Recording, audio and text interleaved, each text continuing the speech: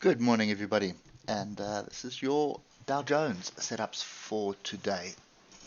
So, really messy, but one thing it is clear is we've got this big exhaustion bar with a big inside bar, not quite off this trend line here. It's kind of a break below, then a move back up, so that's a little bit suspect. We didn't really, I mean, if you move to the left, the only thing that you can sort of work with is that we attempted to come down to this area. And you can see this area here is quite strong. If you just look at this portion here, we was this in April, of how strong that was. And we broke above it, came below it. We rejected it once, so we found support here.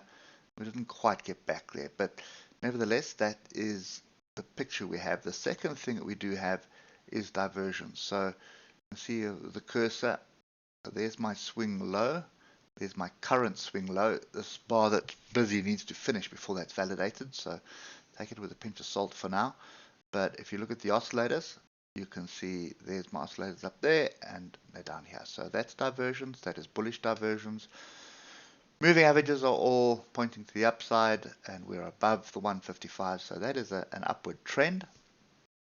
At the moment, there is a potential double top with diversions to the opposite direction, which is here's the tail, first high, second high.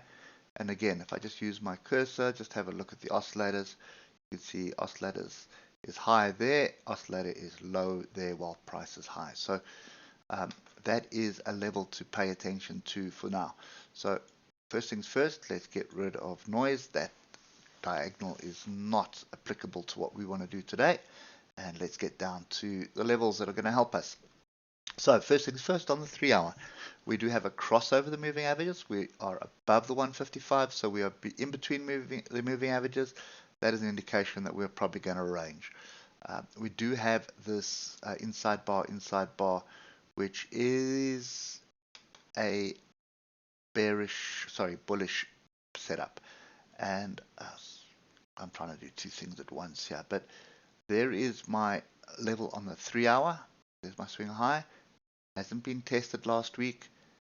That's a retest of it. So on the 8 hour, the trade is above the break of this green bar with a stop below that. So if you're trading the 8 hour, that's what you're looking for. And you're looking to test these highs again of last week. At the moment, oscillators are kind of grouped to the downside. They have separated.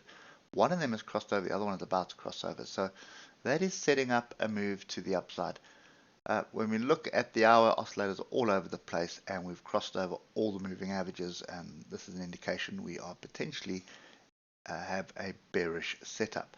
But just looking to the left, that to me is not really an option. It's more a case of we're trying to set up a range. So same kind of setup here.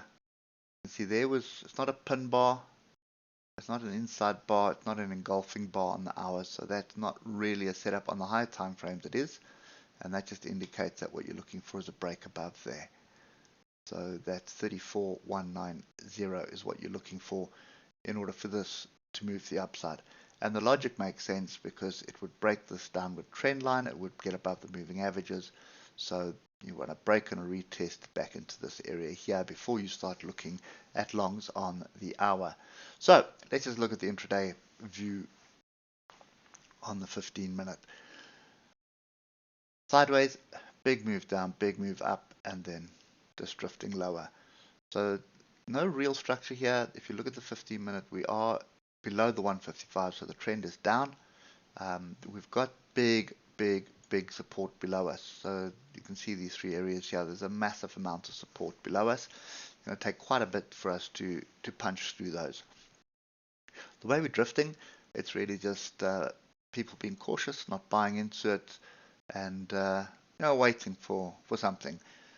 So there's data coming out this week, but I don't think that's going to be the major driver. It's just people trying to digest all the data that's come out and make decisions of what they're going to do.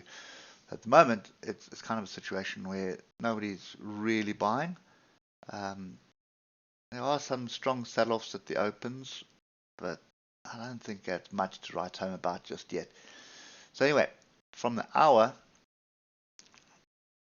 the only thing that's going to get me long here is a break and a move above 34,192.